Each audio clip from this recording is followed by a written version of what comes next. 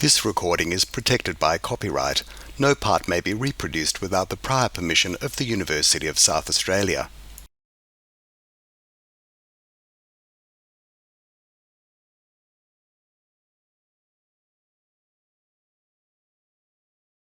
Good evening, everyone.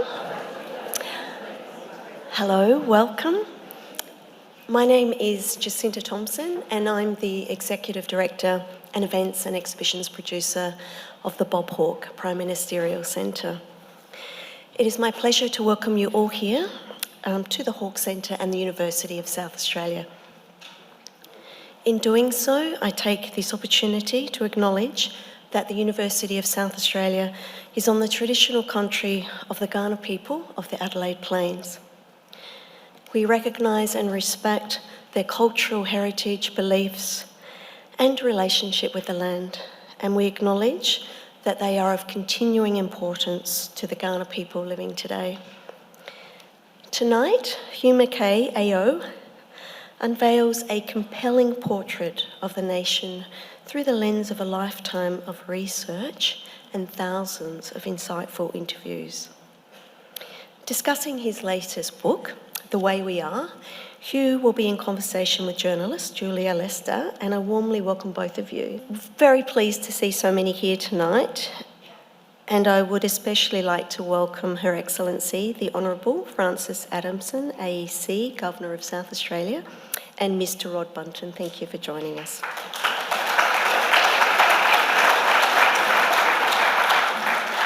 Hugh Mackay is a social psychologist and researcher and the best-selling author of 24 books. He's currently an honorary professor in the School of Medicine and Psychology at ANU. Among other appointments, he has been Deputy Chair of the Australia Council for the Arts and an honorary professor at Macquarie, Charles Sturt and Wollongong Universities. In recognition of his pioneering work in social research, he has been awarded honorary doctorates by 5 Australian universities, and he was appointed an Officer of the Order of Australia in 2015. Tonight, Hugh will be in conversation with our very good friend of the Hawke Centre, Julia Lester, and so please, a very warm welcome for Hugh and Julia. Hugh, welcome. Thank you very much, Julia. Slightly senior members as we are, we made it up the stairs. Good news, eh? Woo! Hugh and I have spoken on the radio for a lot of years, but it's actually our first time in the same room, which is really lovely. I thought, Hugh, when I heard this was your final book of the very many, that we would see a retrospective, if you like, of all of those thousands of interviews and the many, many years that you have spent looking at this country. I was excited for all of us to see that, no, what you've done is to look at the last 25 years only and look forward, which is a very Hugh Mackay thing to do. So we're really looking at the last 25 years, the first quarter of this century. And what I'd like to ask you first, because this is really about identity as well, who we are as Australians, I want to ask you who you are, apart from all the things that Jacinta has said, because you make a point of saying we are not the books we've written, the buildings we've built, whatever, we are ourselves. How do you identify yourself? Australia is my favourite subject. Hugh Mackay is my least favourite subject.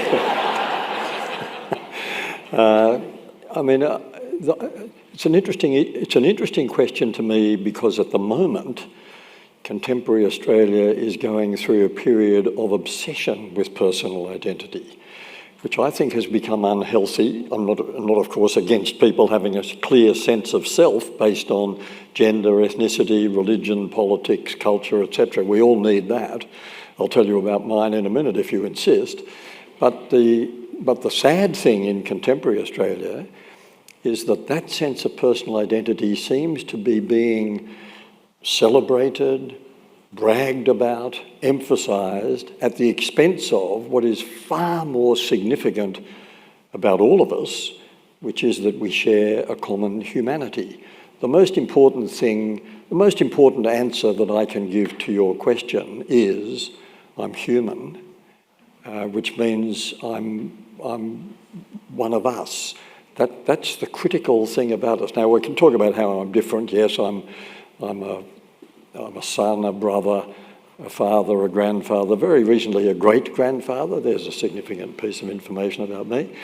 And I sing in a choir, and I trained as a social psychologist, and what else would you like to know? That's a really good start, and I think that's the very point that we're trying to make. Yes. We'll come back. I don't regard any of those things as the most important thing about me. Yes. And if someone, we're having our current obsession with pronouns, and again, I understand where that's come from. That's part of the gender revolution, which has still got some years to run before we've achieved what we wanted to achieve.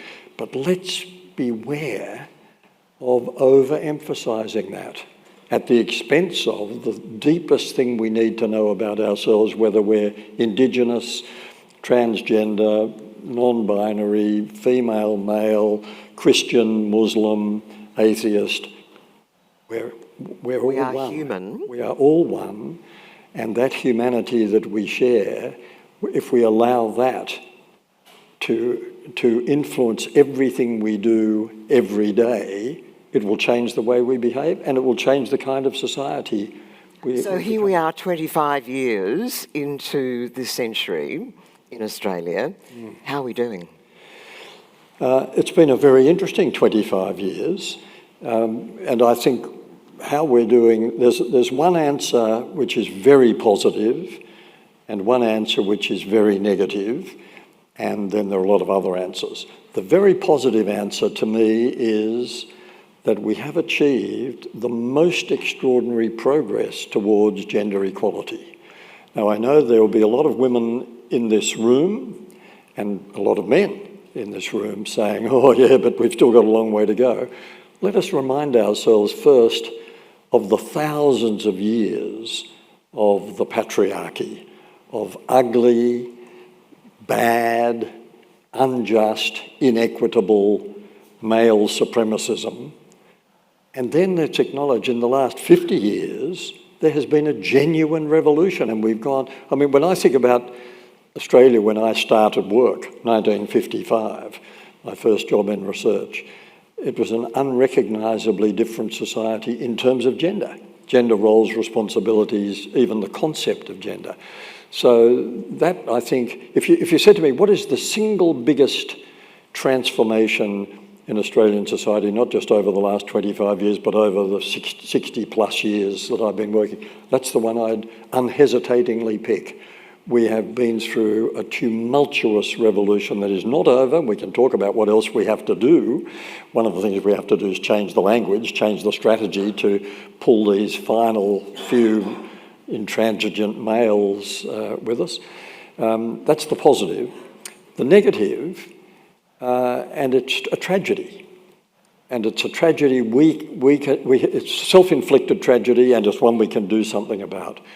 We have become a far more fragmented society. When I said in response to your cheeky question about me, that the most important thing about me, most significant thing about me is I'm human, that's true, and we have been at serious risk of forgetting that under the influence of a series of, well, I list 7, I think, major social trends in the book, which are having the effect of taking us away from our sense of common humanity and promoting the idea of individualism, competitiveness, how I'm unique, different, special, and so on. Things like, can I just quickly run through what some of those factors are? You'll recognise them. Our shrinking households.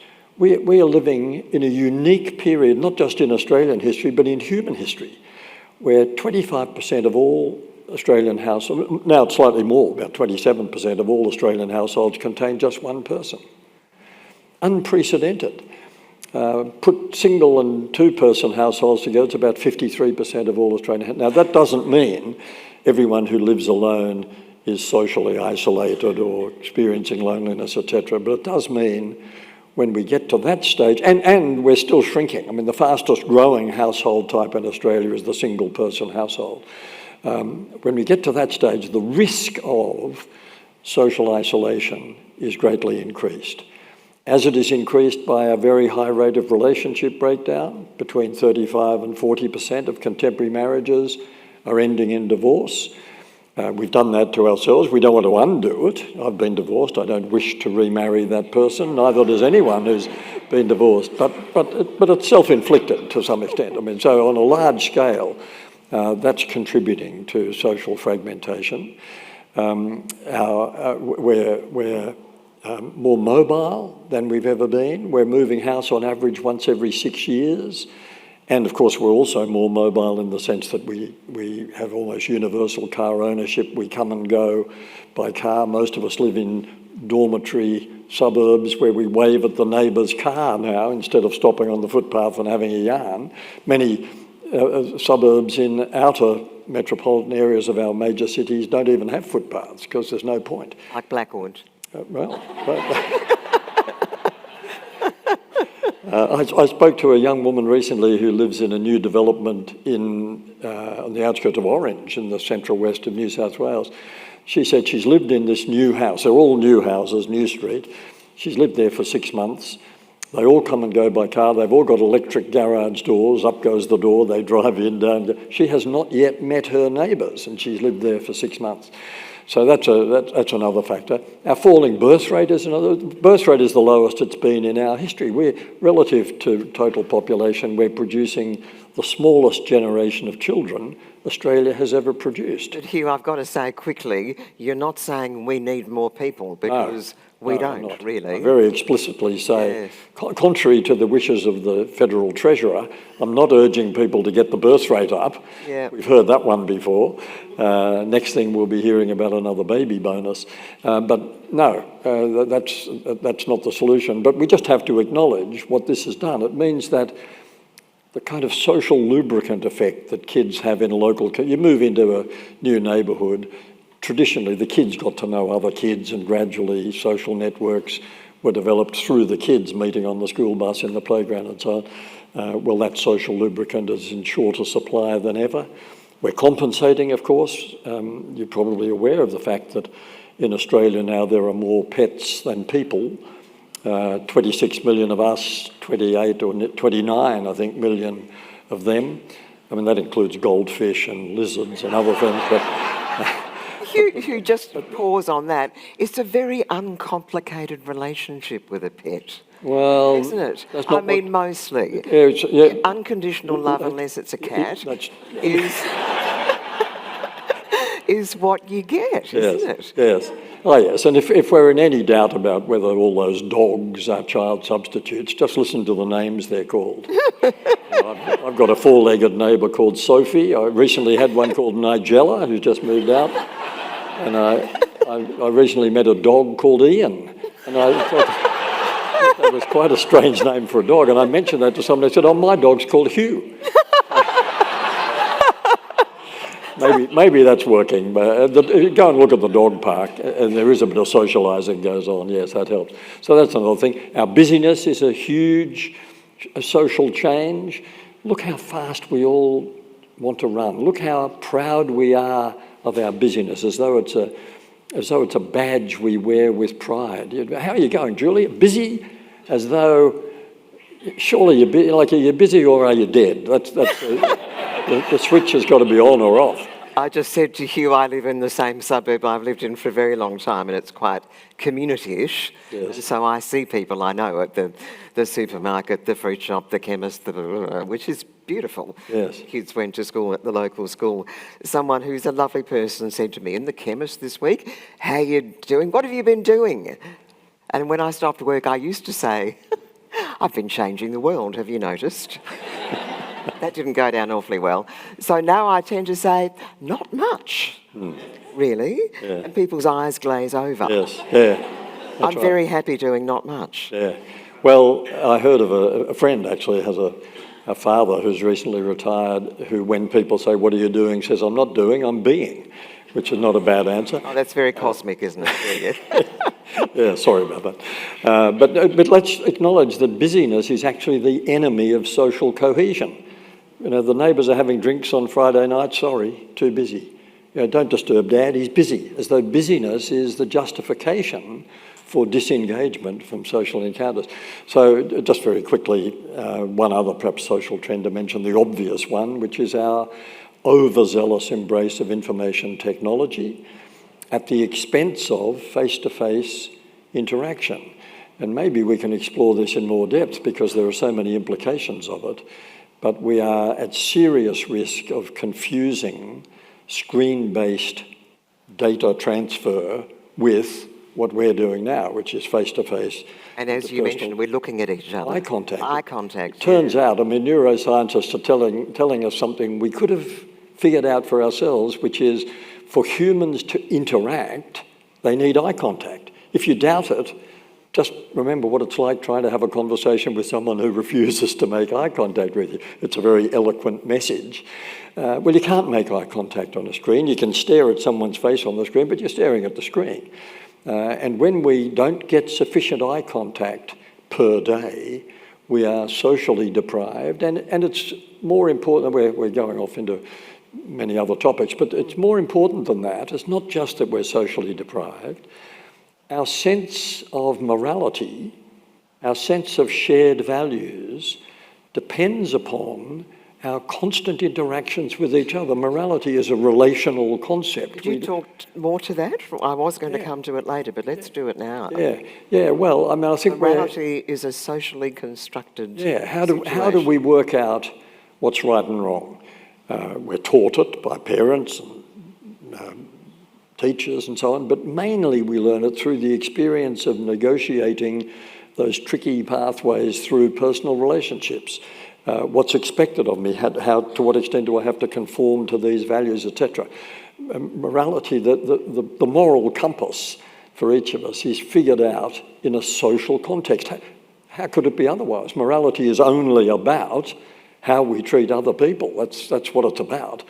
Now, if we are diminishing our contacts with other people, the serious risk exists, and I think we're facing it now in 2024, that our sense of shared values will also diminish. One of the reasons why on social media there is so much abuse, bullying, reckless, unpleasant behaviour is not just that people are socially deprived, and that brings out the worst in us, but also because they may be morally diminished by not having been freshening up what they need. And there's the shockingly delicious anonymity, isn't there? Oh, sure. No one's looking you in the eye when you write, I think you are a complete dickhead. Yeah. They just I was speaking to another broadcaster just a couple of weeks ago who said, you would not believe the vitriol that comes into the station via anonymous texts.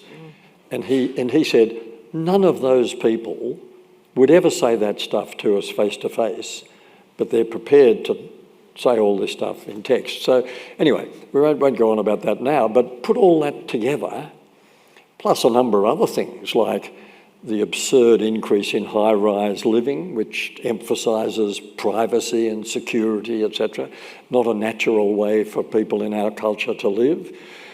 Stop high-rise development, medium density perfect, low density not so good, medium density better.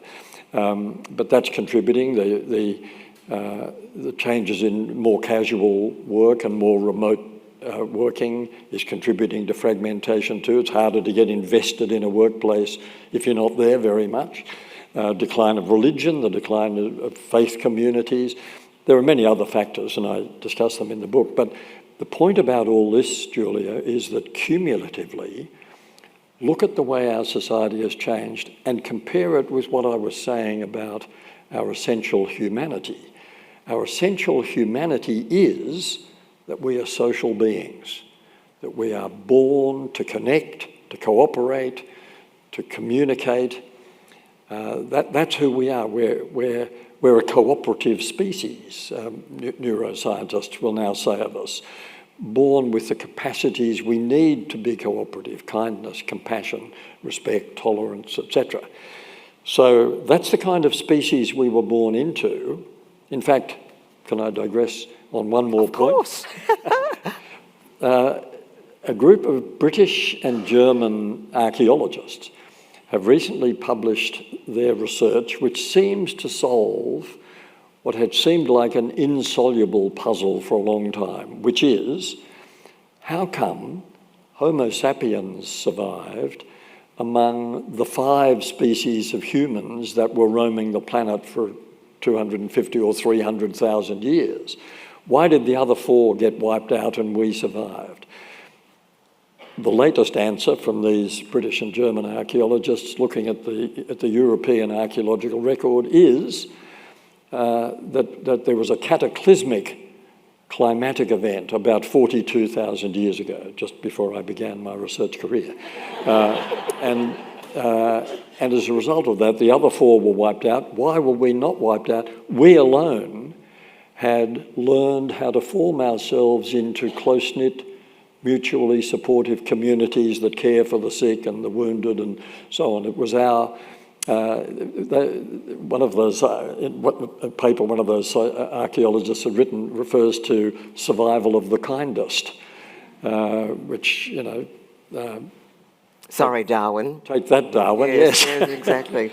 And that's a lovely picture. So just back to the present in the last 25 years. Here, that's the kind of species we are. That's why we survived, because we're cooperators, we're kind to each other by nature. That's what Abraham Lincoln very poetically described as the better angels of our nature. So then you look at what happened in the last 25 years, all these things I've been talking about. Here we are in 2024, and the number one public health issue in Australia is no longer obesity. The number one public health issue in Australia is social isolation, because social isolation is really bad for people who belong to a social species. I mean, obviously. So we have epidemics of loneliness, anxiety, depression, directly resulting from this increasing fragmentation leading to social isolation. I emphasise that not everyone who lives alone is in this category. You can feel lonely in a marriage, you can feel lonely in a crowded house, but we've created a situation in which the risk of, I mean, 2 out of 5 women, this is unprecedented in our history too, 2 out of 5 women over the age of 60 now live alone. That's an extraordinary figure for a society like ours and for a species like ours. So, Hugh, if we look back at the last 25 years, many, many things have happened, and we'll come to COVID probably because we need to. But you say, I think quite rightly, we've done some disgraceful things in that time. Let's not be all glossy about it. What are a few of the disgraceful things that we've done? Yes, well, everyone has their own list. I mean, I think you could get pretty general agreement that we've been disgracefully unimaginative and inattentive in addressing the issues created for our First Nations people, brought about by the collision of our cultures and by our failure to recognise our common humanity with them. That we are all people. Yeah. So that's the starting point. Profound. Yeah. We've shamefully mistreated asylum seekers. There's nothing to be proud of in that. We invaded Iraq. It was an unwarranted invasion. We shouldn't be very pleased with ourselves about that. I mean, there are some other negative things we can say about ourselves, perhaps not disgraceful, just things that have happened to us that are really bad for us. We are overweight. We are sleep deprived. We are over-medicated. These are not good situations for us to have found ourselves in. I mean, I put on my list, we've committed ourselves to $368 billion on some nuclear-powered submarines that may or may not be fit for purpose by the time they arrive, if they ever do. By then, some of the experts in the field say spy satellites will be scanning the floor of the ocean as well as they now scan its surface, so submersible vehicles will be a bit irrelevant. I have no idea whether that's true, but those sort of things, I think, when you consider what else we might have done with the money or be doing with the money in a society. I mean, another thing that's disgraceful is 3.3 million Australians, 3.3 million of us live below the poverty line. How do we let that happen? And how do we let it continue to happen? You're very blunt. You say are poor. And I think that's actually a pretty crucial difference, isn't it? We can say things like below the poverty line. Yes, that's a euphemism. They yes. are poor. They're poor are people. Poor. Yeah. They're underfed. They can't feed their children. That's right. I think we're a bit ashamed of it, and so we don't want to talk about it. Is that what it is? Yeah, well, I mean, and of course, the escape hatch for people who don't want to talk about poverty in Australia is to say there's no such thing as poverty in Australia. You can't say you're poor in a society like ours. Well, I'm sorry, you can. I mean, obviously poverty is relevant. It means something different between Rwanda and Spain and Mexico and Australia and so on. Yes, it's all relative. Within the context of our society, it's very real. 16% of dependent kids in contemporary Australia do not have regular access to safe or nutritious food. I find that a really sad statistic. And even sadder that we're not kind of riled up about it. We're not insisting that something be done. You describe at one stage homelessness and the housing crisis and poverty as relatively easy to fix. Yeah. Yeah. Please explain, as someone else once said. By some measures, Australia is the most prosperous country in the world. That's a very controversial statement. But certainly some economists will say that. What that means is we could look around the world at what some other countries have done and say, oh, well, maybe we could do that. Finland doesn't have homelessness. Why don't they have homeless? Oh, because if you haven't got a home, they give you one. And then they address the problems that might have led to your homelessness. Here, we think you've got to address the problems first until someone deserves. You've got to get a job, actually. Yeah. You know, pull yourself up by the bootstraps. We stuck there still? Pull yourself up by your whatever they were. Yes. Not jock straps, no. Bootstraps. Bootstraps, thank you. But let's be non-gender specific. How often do we hear, I work really hard, that's why I've got where I've got? Oh. I mean, lots of people work really hard. Exactly. And have nothing. I discuss this in the chapter on poverty in the book. I mean, there are plenty of emergency service workers, teachers, nurses. You know, there's a long list of people who work extremely hard and struggle to get above the poverty line. I don't want to hear about how I'm rich because I worked hard. That's ridiculous. I've given a list of about 10 reasons why people might be rich, because that's the big question.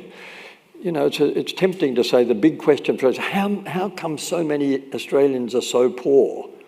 Well, the better starting point for this conversation is, how come so many Australians are so rich? How come? What is the answer? How come there's been such an explosion? What is the answer to that question? We've decided as a society that we are going to reward certain kinds of behaviour, certain kinds of investment. We're going to make it easy for rich people to get richer. And we're going to have an absurd... I mean, talk about tax reform. I suggest in the book that the next politician... after yesterday, the next politician who utters the phrase tax cuts has to wash their mouth out. I mean, that's not what we need. What we need is a radical approach to taxation reform that says, okay, I've quoted the figure and I can't remember exactly, but something like 90% of the increase in wealth that has occurred in the last 20 years has gone to the top 10% of households. The top 20% of Australian households are not 10 times richer than the bottom 20%, 100 times richer. Now, we can look at that. We can say, well, that's just how it is, survival of the fittest. I worked hard. I worked hard. Yep. We can say, yeah, okay, we're edging towards a society in which we will institutionalise poverty, we'll institutionalise wealth, there'll be a lot more inherited wealth, and lo and behold, we'll have a three-class system, like so many other boring societies around. We'll give it a few generations. How does the three-class thing go? what, three classes? The wealth class, Middle class. the underclass, let's say, and the shrinking middle, because our middle is, we think of ourselves as all middle class Aussies, we're a shrinking breed. We're getting richer and poorer, and the middle is shrinking. Now we can look at that and say, yeah, that sort of stuff happens, yeah. Well, the poor will always be with us, etc. Or we can do what some other countries, particularly Scandinavian countries, have done and say, actually, we don't want to become that kind of society. We want to be a more equitable society. We don't want everyone to be the same. We don't want to have a single band of wealth that everyone shares. That's absurd. But we can certainly flatten this a bit. We can be much more imaginative about the redistribution of wealth via our tax system. I'm thinking of Norway, which of course you mentioned and many do, with this massive sovereign wealth fund, which funds a lot of the things which give free education, housing. An enormous amount of that money came from oil and petrol. Yep. Well, what about us? Sorry? What about us?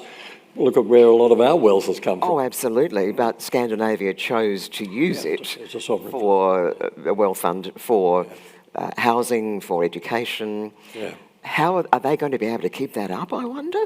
Yes, I have no idea. They say they will divest from fossil fuels. One wonders.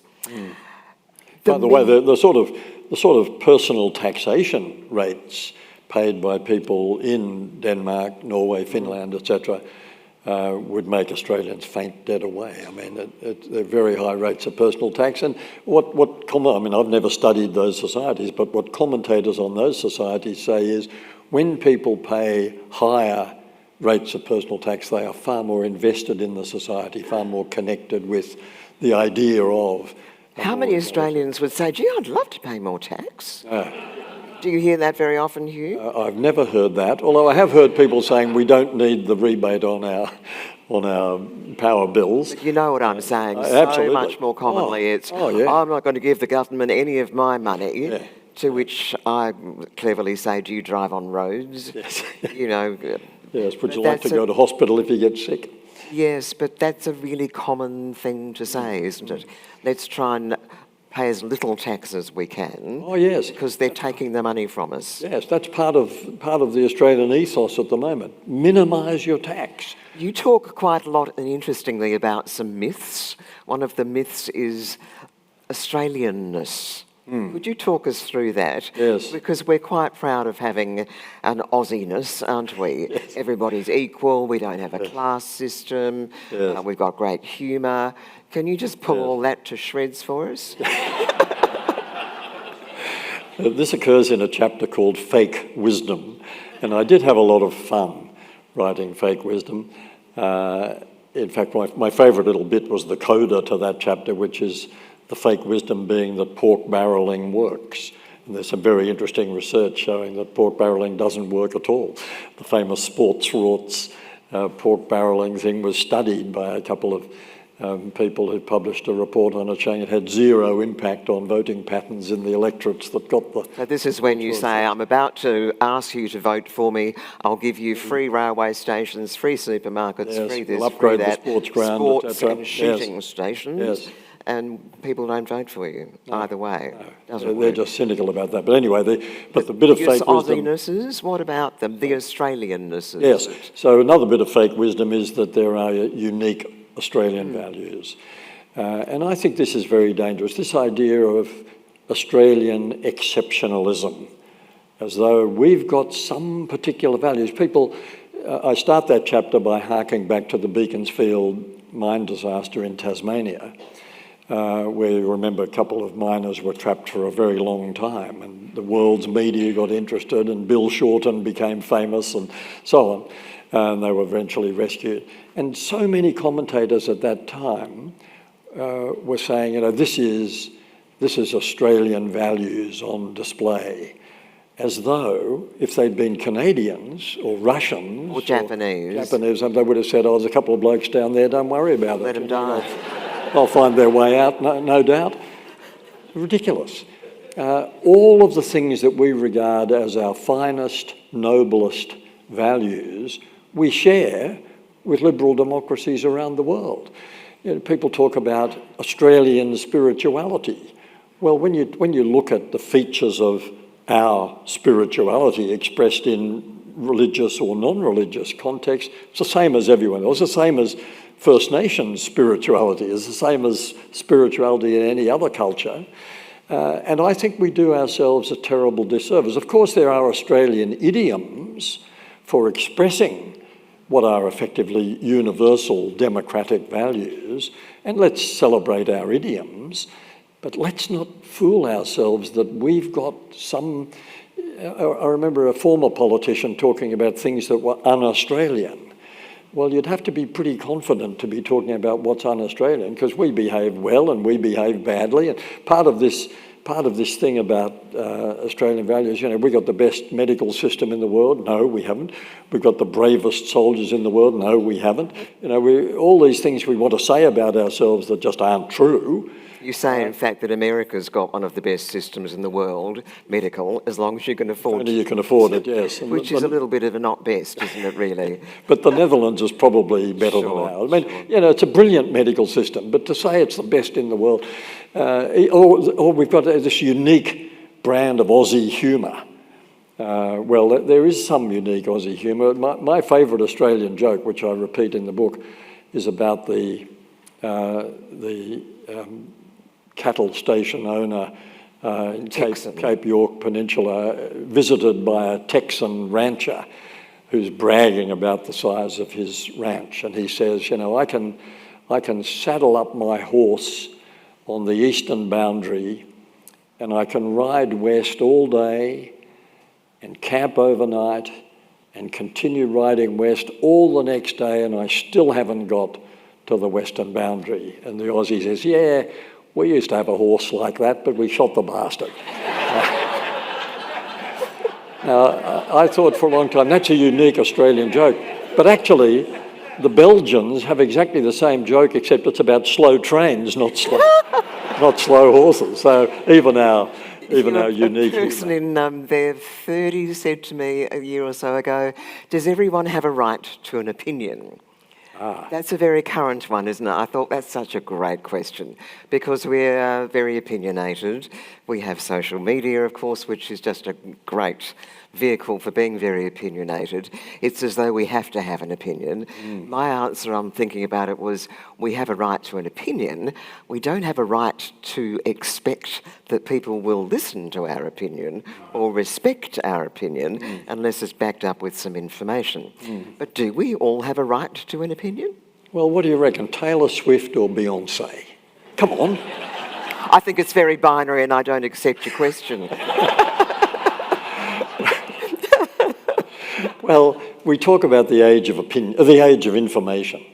And what I'm saying in the book is it's not really the age of information, it's really the age of opinion. And we've fallen for this having an opinion about everything, whether you're really qualified to have that opinion or not, simply because there's such an overload of information, we can no longer process it and interpret it thoughtfully as we once might have. There's too much coming at us all the time. So the solution is have an opinion about everything and express that opinion with great confidence. And that leads to everyone is entitled to their opinion, and everyone's opinion is as valid as everyone else's. What I think is just as important as what you think, even though you might be an expert in the field. I've found on the internet justification for my opinion, because you can find justification for anything. I think this is very dangerous. Another commentator, a British commentator that I've quoted in the book, says it's actually the age of feedback. And that's very similar. You know, we're being asked for feedback on everything. You go to the post office and pick up a parcel and then you get a text. You know, rate the service at the post office, you know. So this is leading us to make instant judgments. You know, I love it, I hate it, 4 stars, give it 50%, don't get it, brilliant. As though that's how we're going to deal with too much information to make sense. Can our brains cope? Can our hearts and souls cope with this much information, do you think? I raised the question in that chapter, can we know too much? And the answer that's clearly embedded in the discussion in that chapter is yes, we can. It's possible to be overloaded with information about which we can do nothing but we're expected to have an opinion. Of course, the media contribute to this, poking a microphone in front of someone, some hapless person standing in a queue for a rock concert, and they're asked their opinion about tax cuts. You've got to have an opinion. And of course the research industry contributes as well. We're around asking people for their opinions about everything. But it's gone berserk. It's gone mad. Of course we can't cope. In fact, we can almost say that political elections are driven by the opinion polls that happened the day before. It's kind of caught up with itself, hasn't it? We're tumbling over the results of yesterday's opinion. You mentioned that we are perhaps the most baby boomers come in for a fairly big a fairly big chapter. No, there's a lovely chapter devoted to baby boomers. A lovely chapter about baby boomers. You suggest as politicians that baby boomers are extremely short-thinking. Now, there's a fabulous background to this. I can see a lot of grey hairs, so we've got lots of us in the room, that we grew up with that mixture of post-war, wow, look at this, we can have everything, mixed with the Cold War. We might get blown up tomorrow. So many of us have friends who didn't have children because of that. We've all lived through that. What legacy have the baby boomers left? By the way, if you're wondering if you're a baby boomer, you probably know, but if this year you're turning somewhere between 63 and 78, then you're a boomer, born in that. And he's been working for 45,000 years, so he's pre-boomer. I'm a pre-boomer, yes. Well, I am a pre-boomer, yes. But it is by far the most interesting generation in modern Australian history, because for the very reason you've identified, Julia, that this generation somehow had to cope with the promise, in the post-war economic boom, the promise of endless prosperity, a rosy future, the escalator carrying us ever upwards, and we could all be history in an instant if the nuclear holocaust happens. So the boomers had to reconcile those two opposing influences, which they did famously by becoming impatient. Their generational catch cry was, we're not here for a long time, we're here for a good time. They rushed everything. 30% of boomer women were married by the age of 20. I think 50% were married by the age of 22. Tell that to today's young women and they turn They white. wouldn't believe you. Yes, yeah, they wouldn't believe it. By the way, so they married very impatiently. They halved the birth rate of their parents' generation because, of course, they didn't really believe in a long-term future. They wanted to get on with it.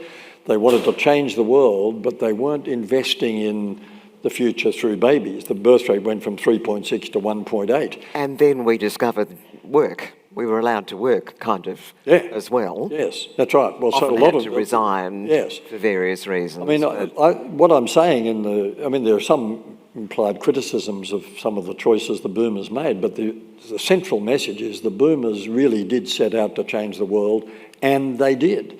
They were social pioneers like we haven't seen since. It's been a bit easy for the generations following because the boomers did such hard work when it came to the gender revolution. The boomers really normalised the two-income household. There were lots of things that the boomers redefined housing as an investment, which hasn't been necessarily good for us. They redefined parenting as admin, which is juggling, ballet, clarinet, soccer, etc., all of that. They've redefined retirement as refocusing. The boomers, because they were never going to get old, they saw themselves the youngest generation in history. Blue denim became their uniform. It morphed into stretch denim at a certain point. Not wearing denim, I noticed. No, I'm a pre-boomer. You're pre, of course, yeah.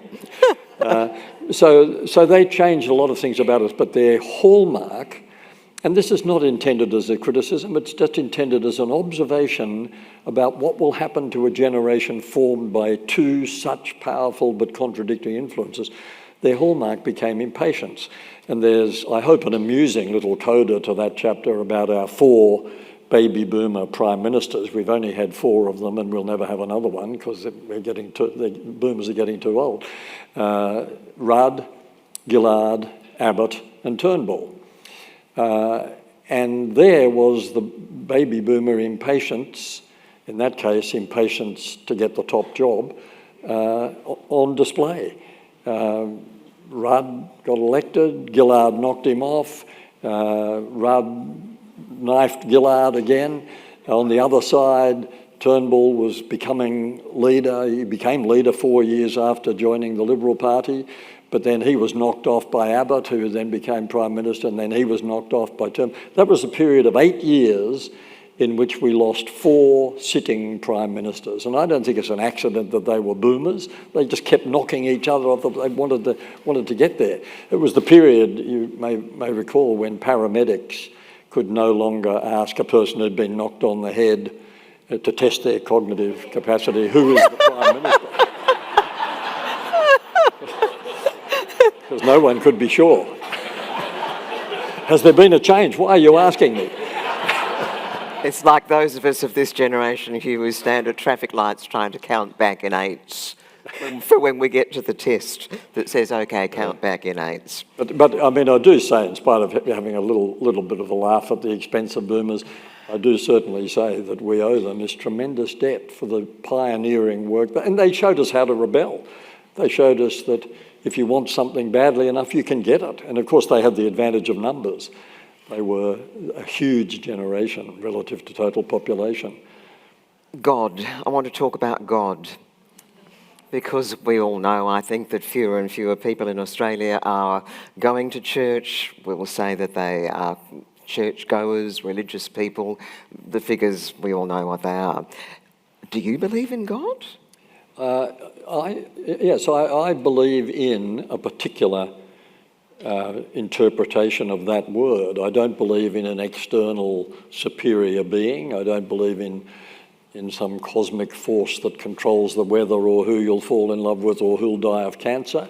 But I do believe that the noblest aspect of humanity is love, and I do believe in the spirit of love as being, in metaphorical language, the divine spark within us. So when people use a sentence that contains the word God, I mentioned this in the book, I mentally substitute the loving spirit. If it works, I'm happy with that sentence. If it doesn't, I mean, if people tell you that God urged them to do something that was obviously stupid or unpleasant or unwise, the loving spirit wouldn't have animated. Being animated by the loving spirit seems to me to be the highest human good, and I don't usually use theological language about that, but if you said, do I believe in God? Well, that is my God. And yet you say we worship many gods. Yes. All of the obvious ones, you know, wealth, IT, cars, blah, blah, blah, blah, blah. But they're different, aren't they? They're things that we can show off. Here is my car, here is my house, here is my money. Yes. But God is not definable by definition, and you say that's the great attraction, really.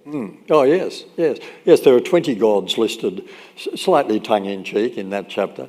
But the truth about it, I mean, it's a very, very complicated relationship that Australia has at the moment with what we might describe as a more traditional, conventional sense of God than the one I've described.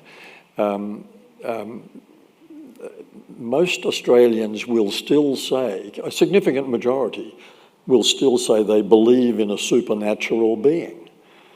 A very significant majority say they believe in the soul. About half Australians believe in the bodily resurrection of Jesus. Really? Fewer than 10% of Australians attend church. That's an actual, I've just got to go back to that one, that's for sure, even though we are scarcely Christian anymore as a society. Well, 44% of Australians, I think the figure now is, identify as Christian. Identify as, but don't go to church. But if you put, only fewer than 10% attend church. However, notice that the church attendance goes through the floor, enrolment at faith-based schools goes through the roof. Yeah, but then we have to talk about public education funding, don't we? We just have to. Yes. It's one of the things that you're obviously very strong about. Yes. How can a society that is loving, kind, cares about the future, cares about the four cares, actually pay private schools more than they pay public schools and not provide a universal good education system? Could you explain that one, Hugh? What are we doing? Well, there are a couple of steps in the argument, and the first crucial step is to say, this is just a personal view. By the way, one of the features of this book is I have been a bit more personal than in the past. There's a bit more of my own reflections on some of these matters, which is quite cheeky, but I reckon at the end of my career I'm entitled to inject the odd opinion. And the odd joke, I think it's good, yep. But the starting point for this is that anybody who wants to start a school is entitled to start one, as long as they meet the requirements of the state education departments. Anyone can say, any group of people, religious, non-religious, whatever, start a school by all means, outside the public system. But do not ask the public system to pay for you to do that. I mean, But the horse has bolted, hasn't it? Well, the horse has bolted, but this is a horse we could catch. Could we? It would take us a while. How would we convince a government, I can't visualise at the moment, I can't imagine the politician who's going to be brave enough to say, over the next 20 years, public money for private schools is going to diminish to zero. I went to a private school in the 1950s, and like all other private schools in the 1950s, it didn't receive a cent. Not a cent, it was a penny back then. And you're suggesting that's how it should be. Public money. But now we are devoting approximately $16 billion of public money to private schools every year, while the public education system, typically around Australia, is in decline. Our poorest schools are so under-resourced that the kids who live in those postcodes do not have access via the public education system to a world-class education. But in the 1950s they did. We acknowledged that our... It's not an accident that it's changed. No, it's not an accident. It's something we've decided to do. Politicians who said that that's what Let's introduce competition and choice into the education system. So, Hugh, we need to round up. This gets me back, I guess, to saying we've chosen those politicians who say or do those things. Your plea, really, is to believe in the survival of the kindest. We've said that. And you say our greatest tool is forgiveness. Is? Forgiveness. Forgiveness, yes. We need to learn how to forgive. Now, this might seem a little bit of a big jump, but I'll do a little bit of context if I could. Hugh is very against victimising oneself. If you've had a tough time, a tough life, you're more into the be resilient, try and keep going, not bootstraps or jock straps, but, accept. But you talk about forgiveness as though that's really the answer to almost everything. I want to ask you, I can understand forgiving someone who's treated me really badly, having a go at it at least, because you say maintaining the rage, interestingly used by supporters of Gough Whitlam and by John Howard in recent years. So it's got a strong feeling in Australia. You say don't maintain the rage, it keeps you in that victim role. How do I forgive, I did check this before I came tonight, the 20 most polluting companies in the world, because they're fossil fuel companies. The biggest is US's ExxonMobil. How do I forgive them? Well, we don't forgive them, and that's what... But hang on. That's not what I'm talking about. I know you're talking about neighbours. We need to be campaigning to change their behaviour. Don't most of us feel so little as we do our recycling, we put out our bottles, we try and eat well, and yet these behemoth companies are doing the polluting. And honestly, we can't forgive them because they aren't people, it's a thing, isn't it? No, of course, so what because do you do they're with destroying that? the planet. Most of us feel completely helpless, don't we, about the size of that. Yes.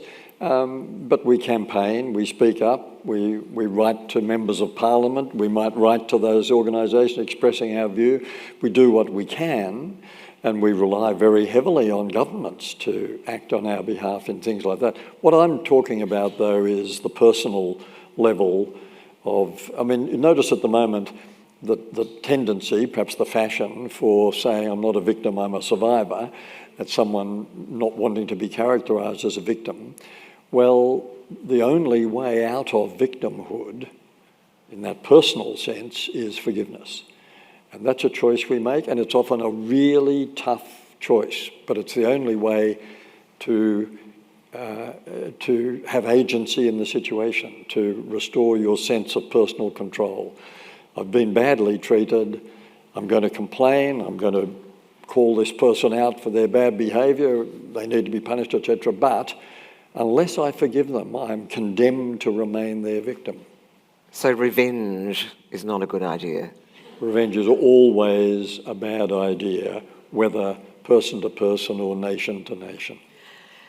Hugh, thank you so much. I want to say that I know a lot of us are primarily concerned about social media, and if we have young people in our lives, what do you do about it? How do you stop them from sitting there going like this all day, other than as Jennifer Saunders, the comedian, does, is trip them over? Which is quite fun. I'm an older woman and I get ignored because people don't see me. A friend of mine, as we were walking through a crowd last week, said, I just saw you walk up to a young man and do this with your elbow. I said, I didn't walk up to him, I walked past him because he didn't see me and he was about to walk into me because you're invisible. What I want to say is that Hugh does offer some extraordinary information about how to deal with our addiction to social media, to media, as parents, as grandparents, as users. It's extraordinarily hard, Hugh, because these are the biggest companies in the world, apart from the oil companies, who are making it their job to make us addicted. Can we do it? We're not going to turn off. Yeah, we can do it, and I believe we will. But we are dealing with the most sophisticated industry in human history, and their job is, as you say, to seduce us and get us addicted if they possibly can. But there are ways out, and I talk about them in the book, and it's not going to happen overnight. But here's South Australia on the brink of legislation to limit the use of access to social media for under 14s. The US Surgeon General last year announced that on the basis of evidence available to him, he would not let any child under the age of 14 have a smartphone. We're beginning to see what this is doing, not just socially, but in terms of brain development. Steve Jobs understood. His kids were not allowed to use. Exactly. So we're going to go through a bad patch, which we're in at the moment, but humanity prevails. The reason why we now have such record numbers of adolescents and young adults seeking psychotherapy, there are many reasons, but a key reason is this one, that they are suffering. We have a phenomenon in the Western world, and particularly in Australia, or including Australia, connected but lonely. All this information, all this stuff happening, but still, the loneliest age cohort in Australian society are the 18 to 25-year-olds. 5,000 friends online. Yeah, and 38% of them say, I feel lonely. Now, the fact that they know they're lonely, the fact that they're seeking therapeutic help means we're beginning to get it. I won't live long enough to see the end of this phase of our social development, but it will happen. We will come to realise that this is damaging socially and in terms of the individual's mental health. Hugh Mackay, The Way We Are, thank you so much. Thank you, Julia.